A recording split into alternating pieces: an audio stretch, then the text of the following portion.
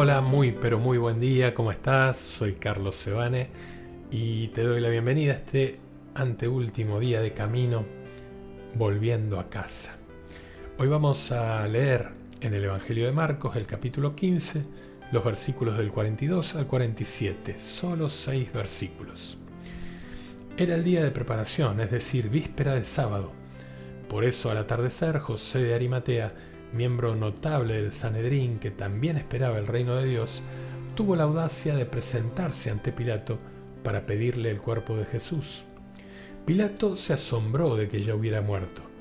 Hizo llamar al centurión y le preguntó si hacía mucho que había muerto. Y aquí hay un detalle interesante. José de Arimatea era un seguidor de Jesús poco conocido, pero que tuvo el valor suficiente como para identificarse públicamente en ese momento. Era un miembro del Sanedrín que lógicamente no había estado de acuerdo con las acciones de ese tribunal. Y aparece cuando los apóstoles se hallaban dispersos, quizá escondidos, y pidió el cuerpo de Jesús.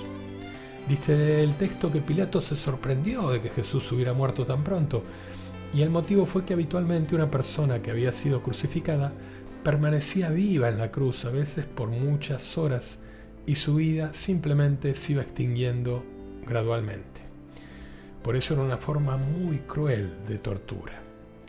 Durante las últimas horas de su agonía, a los prisioneros que morían en la cruz se les quebraban las piernas para apresurar su muerte. Pero como Jesús ya estaba muerto, en su caso no fue necesario quebrarle las piernas. Y esto también era para que se cumpla la profecía que había predicho que ningún hueso de su cuerpo sería quebrado.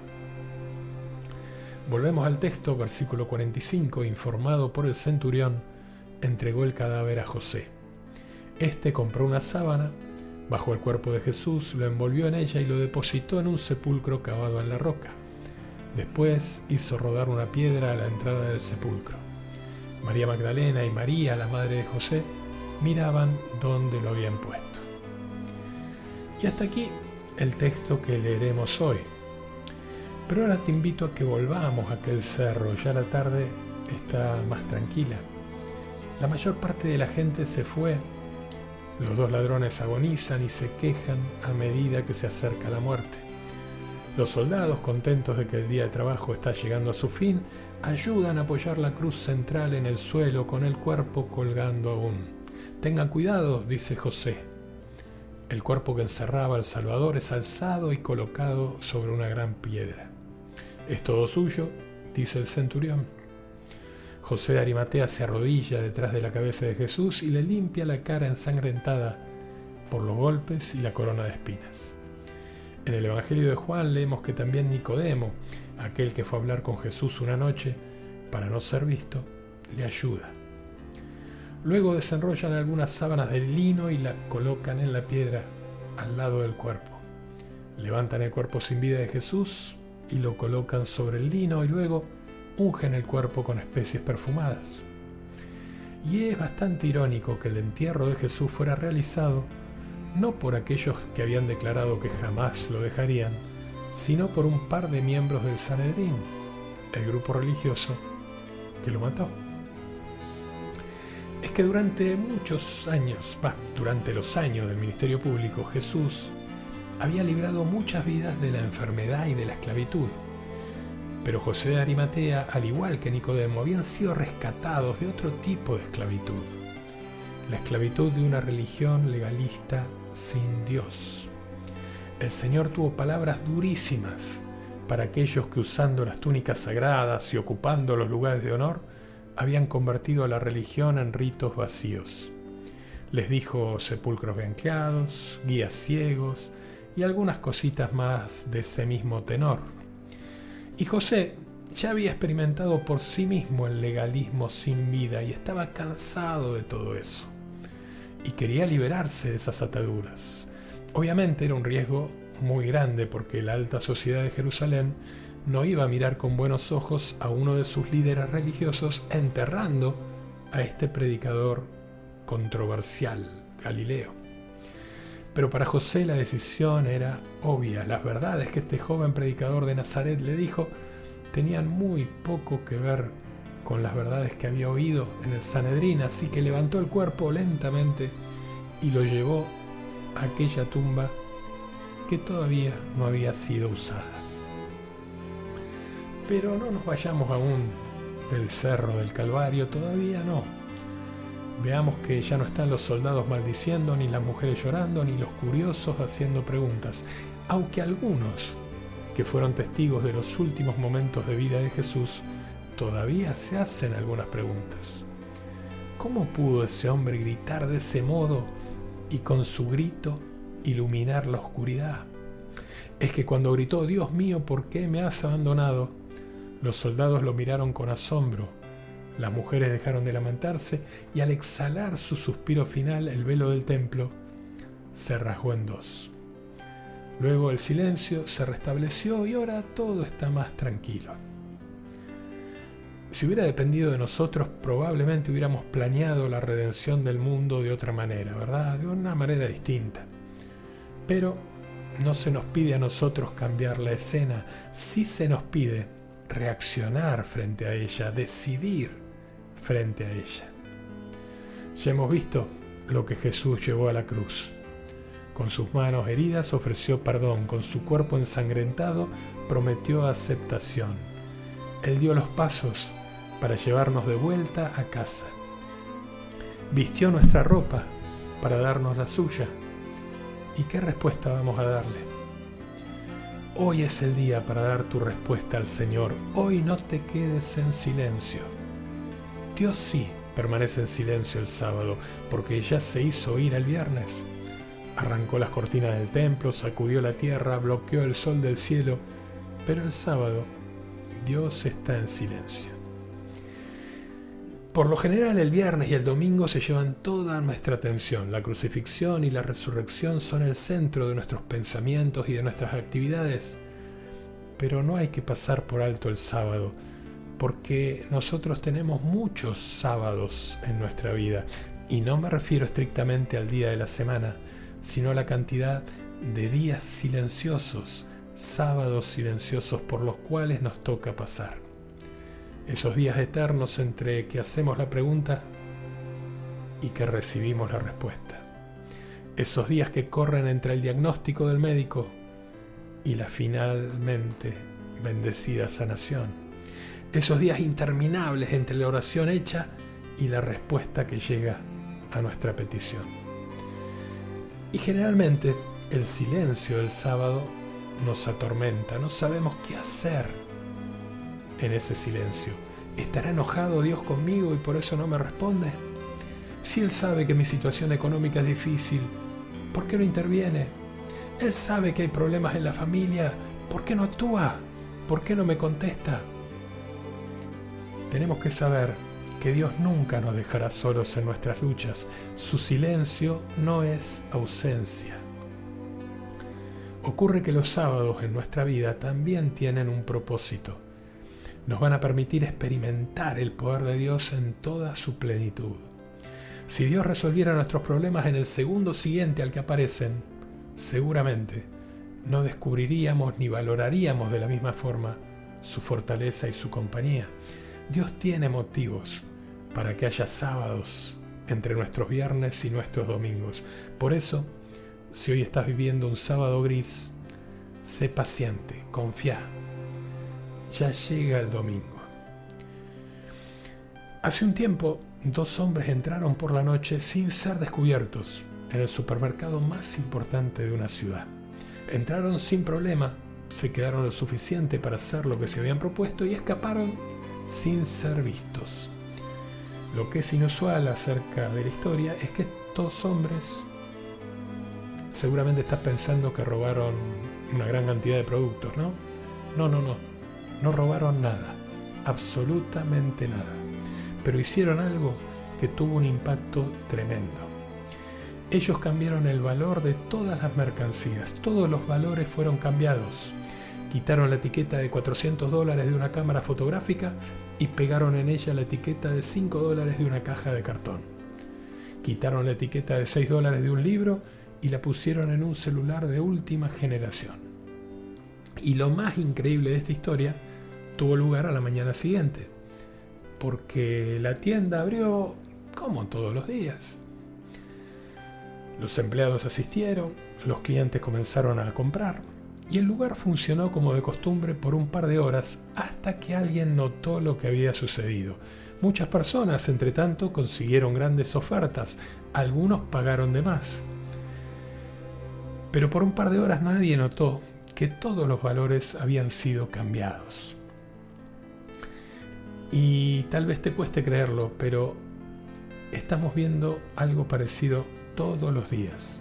Estamos dominados por un distorsionado sistema de valores. Vemos las cosas más valiosas de la vida valuadas por centavos.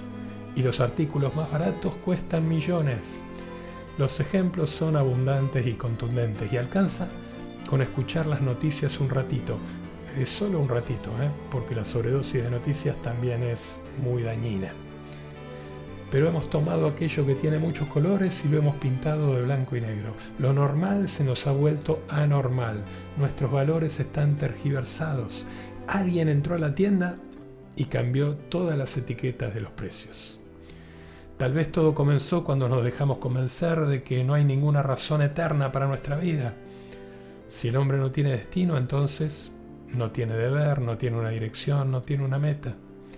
Si el hombre no tiene destino, entonces ¿quién puede decir qué es lo correcto o qué es lo que está equivocado? ¿Quién dice que no puedo pisotear a otro para llegar a la cima? ¿Quién va a decirle a un político que no debería utilizar su cargo para beneficiarse? No hay normas. Escuchamos todo el tiempo que alguien es valioso si puede producir, que alguien es valioso si tiene un título, o que es valioso si tiene un gran salario, o que es valioso si tiene muchas posesiones. El valor de una persona hoy es medido bajo dos criterios: la apariencia física o el éxito financiero. ¿Y dónde quedamos los feos, los viejos o los discapacitados? ¿Dónde queda el niño que todavía está por nacer? Este es el sistema de valores del mundo actual, pero no es el de Dios, el que Dios había pensado para nosotros. El plan de Dios es mucho más brillante. En el plan de Dios, el hombre tiene un destino sorprendente y hay lugar para todos. La idea es que en nuestro paso por esta tierra nos preparemos para vivir con Él, para reinar con Él. Cada uno de nosotros cuenta, cada uno de nosotros es valioso y lo que es más importante, nuestro valor está en nuestro interior. Si había algo que Jesús quería que todos entendiéramos era esto. Una persona vale simplemente porque es un hijo de Dios. Esa es la razón por la cual Él trató a la gente como lo hizo. Él tocó al leproso intocable. Él sanó al ciego que pedía ayuda. La mujer sorprendida en adulterio fue perdonada por Él. ¿Y qué me dicen del buen ladrón? Si había algún hombre sin valor en la sociedad de su tiempo, era Él. Si alguien alguna vez mereció morir, probablemente haya sido ese hombre. Tal vez ese hombre había oído hablar de Jesús. Tal vez lo había visto amar a los más humildes o a los más pequeños. O tal vez no. Tal vez la única cosa que sabía sobre ese Mesías era lo que vio allí sobre la cruz, un hombre golpeado, azotado y colgado. Pero de algún modo se dio cuenta de que solo le quedaba la opción de una oración. Había encontrado finalmente a alguien a quien él podía orar. Acuérdate de mí cuando vengas en tu reino. Dalo por hecho, dijo el Señor. Ahora, ¿por qué Jesús hizo eso? ¿Con qué podía retribuirle a este pobre hombre que también estaba colgando de una cruz igual que él? Si fuera la mujer samaritana, lo entiendo. Ella podía regresar al pueblo y contar que había encontrado al Mesías. Y con Zaqueo también, él tenía algún dinero que podía dar. Pero este hombre, ¿qué podía hacer por Jesús? Nada. Esa es la cuestión. El amor de Dios no depende de lo que nosotros hagamos por Él, de ninguna manera. Ante los ojos del Señor, tú tienes valor simplemente por ser su hijo, por ser su hija. Tu valor es interno. Eres valioso, eres valiosa. No por lo que haces, ni por lo que has hecho. Simplemente porque eres su hijo, porque eres su hija. Y esto tenés que recordarlo siempre, sobre todo cuando alguien trate de colgarte un precio de oferta en tu valor como persona. La próxima vez que alguien intente hacerlo, no le creas. Recordá cómo te ama el Señor y sonreí. Estás en el lugar más alto del ranking de las personas amadas, en el top 5, no en el top 1. Por eso, decidite a vivir una vida a la altura de lo que valés. Sabemos bien que no merecemos un amor como este, ninguno de nosotros lo merece, ningún esfuerzo que nosotros hiciéramos sería suficiente. En la cruz, el ladrón lo único que tenía era su oración, pero eso era lo único que necesitaba. Hoy también, lo único que necesitas es una oración. Y no hace falta que utilices palabras difíciles ni muy adornadas, simplemente una oración sencilla que brote de tu corazón. Para mañana vamos a leer estos 6 versículos que leímos hoy, Marcos capítulo 15 y los versículos del 42 al 47. Y me despido con esta canción que está basada en el texto de San Pablo a los Filipenses, el capítulo 2, los versículos del 6 al 11. Pablo incorpora en su carta este himno que ya cantaban las primeras comunidades cristianas. Hasta mañana, que Dios te bendiga mucho.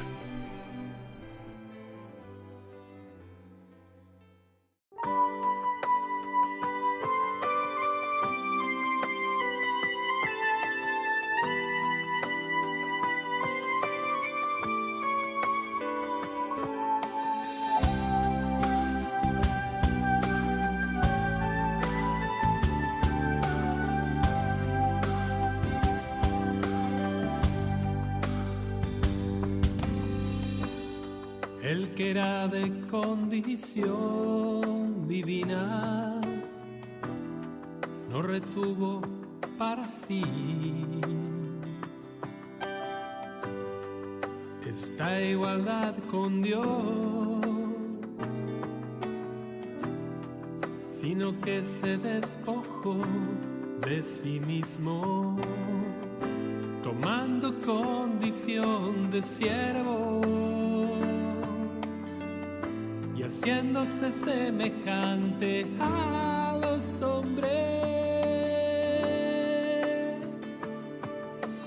Nombre sobre todo nombre, nombre sobre todo nombre, santo es el nombre de Jesús.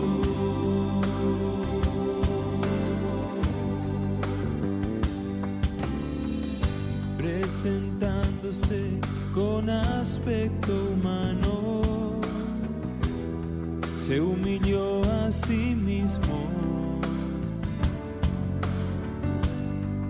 obedeciendo hasta la muerte y muerte de